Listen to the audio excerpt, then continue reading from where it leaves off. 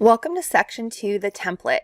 In this section, we'll focus on everything related to making the back-end template for your interview. This is the part where you turn the paper form into a digital copy, and then you turn that digital copy into an automated form. There are 3 parts in this section. In the first part, we'll discuss how variables work within the template and how to take the list of necessary variables you created in Section 1, Part 6 on scoping a project and use them in a template. In the second part, we'll cover automating a form as an A2J DAT PDF template. Finally, in the third part, we'll cover automating a form as an A2J DAT text template. Let's start by talking about variables. In Section 1, you learn that there is work that goes into automating a document before you get into the actual software itself. One of those pre-software steps is highlighting all the blanks on your form and then creating a list of things that must be answered by the end user from those highlighted fields. This is an example of the first page of a form from South Carolina and the things a user must answer to complete it on the right side. That list of things is the start of my variables list. The list of things a user must answer isn't likely to be your complete variables list though. As you can see from this South Carolina example, the list of things a user must answer is 15 items, but the variable list on the right is 27 variables long. In this example, the jump in number is caused by the name variables. It is more commonplace to ask someone for a name as 3 fields: first, middle, and last name. You as the author then combine it into whatever full name variation you want to use. Sometimes you may just use the last name. Sometimes you may use the full legal name with a middle name if they have it. By asking for all 3 pieces of information, you have the power to configure the name however you need it for the purposes of the form without asking the end user to precisely format it like you need it each time the name is used. You can also be extra namey with variables and add in a variable for a user's suffix and title. That depends on your form requirements and effort levels. This is the 3rd time in this training series that I've mentioned a standardized naming convention. I promise I'm not doing it to annoy you, but to emphasize the importance. A2J Author has been in the document automation game longer than most other software tools. We're at almost 20 years now. We've seen the wide arc of brand new shiny projects to those that are still chugging away, helping thousands of people 10 to 15 years later.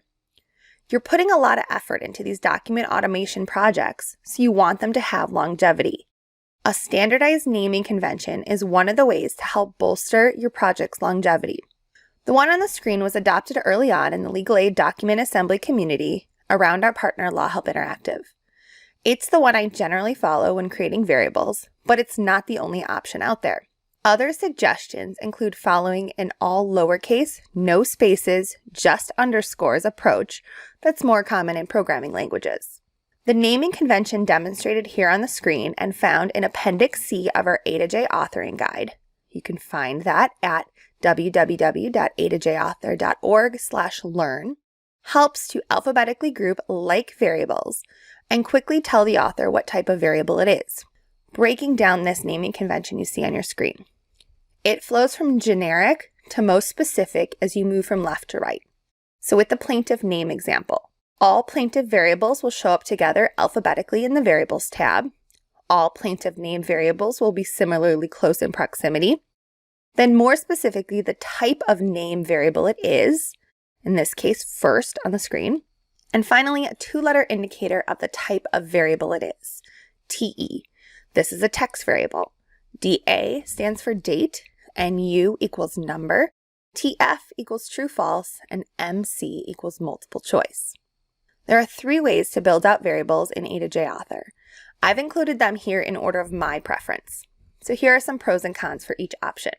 Number 1, assumes that you're using a PDF template, which I'll talk about in the next part of this section. If you're using a text template, this doesn't apply to you. But with a PDF template, you get the full variable design editor at the point in which you need to add it to the template field. You can then use those variables created inside the Templates tab anywhere in the interview. Since you have all the blanks you need to fill in, you know your template will be completely automated if the end user answers those variables.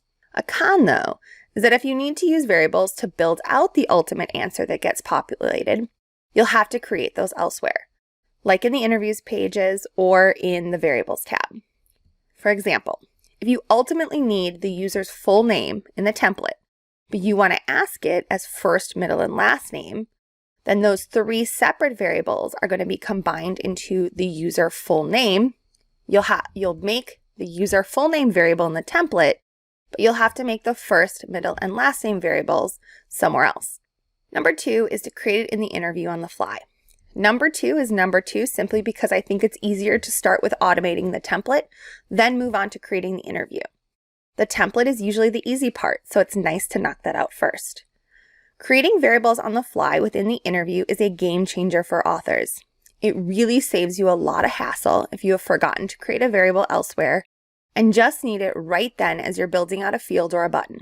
The con is that if you create a variable on a page, you can't use it in a macro on that same page, which is a quirk/bug right now. We also don't have the Create on the Fly button to add variables in the logic section. That's in our Future Enhancements issue queue. Number 3 is creating the variables on the Variable tab, and it's third on my list partially because it's a remnant of the old way of authoring. It used to be the only place that you could create variables, so you had to remember them all at the beginning of the interview drafting process, or be forced to toggle back to the Variables tab when creating a page if you forgot a variable and you needed it. Now that we've added the ability to create variables on the fly, it's less burdensome if you forget one in the initial creation process on the Variables tab. If you've already created a solid list of variables that you'll need and want to have them prepped before you start authoring, creating them all first on the Variables tab is a great idea. With the PDF template editor, you create the variables, the blank spaces to hold your variables. Then you right-click into the field and assign a known variable, or more cogent to our purposes here, create a brand new variable. The example shown on the screen is me creating a variable to insert into the blank line next to a phone number. A potential gotcha here that you might notice is that my phone number variable has TE at the end of it. This indicates a text variable, and I also select type text in the GIF that's running. That's because number variables are only used when you're planning to do some math with them potentially. You're never going to add, subtract, or multiply or divide a phone number, so keeping it a text variable type is just fine. It also allows your end user to type in characters if needed, like 1-123-456-7890-EXT3 for extension 3 if need be. Here's a short video demoing another way to create variables within an A2J guided interview. This is what I call creating variables on the fly. At the point in which you need them, you can create them. Anywhere there is an Add New button with a plus sign, like the one at the bottom of the screen here, or in the video, you can create a new variable. When you click this, the Variable Design Editor will pop up and you'll be able to name the new variable, pick its variable type, designate if it's a repeating variable that's designed to store multiple values, and leave a comment about it. Clicking Save then adds it to the field next to that Add New button that you clicked, and also adds that variable to the Variables tab. The third way to create variables is the old school way of creating them on the Variables tab. You click the Add button and the Variable Design Editor appears. Then you create the name, type, and repeating status of that variable. You can also leave a comment about the variable here. One thing this editor has on the Variables tab that the other variable editors don't is the Find Usage button. Clicking that will show you all the places this variable is used. Now in a brand new variable, that's going to be blank. But on the Variable tab, you can also click on the name of the variable in the list and then find its usage throughout the interview. This is helpful when you're testing, especially testing logic or an assembly, and you want to see all the places a specific variable may be being used and having a value set. Also on this tab, you can upload an existing HotDocs component file if you're automating your template using a different template building tool from the HotDocs company. A2J Author was initially built as a self-represented litigant-friendly front-end interface for HotDocs templates, so we still have some remnants of that within the authoring suite.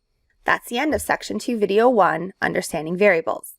The next 2 videos will discuss how to actually automate a template using the PDF templates and the text templates.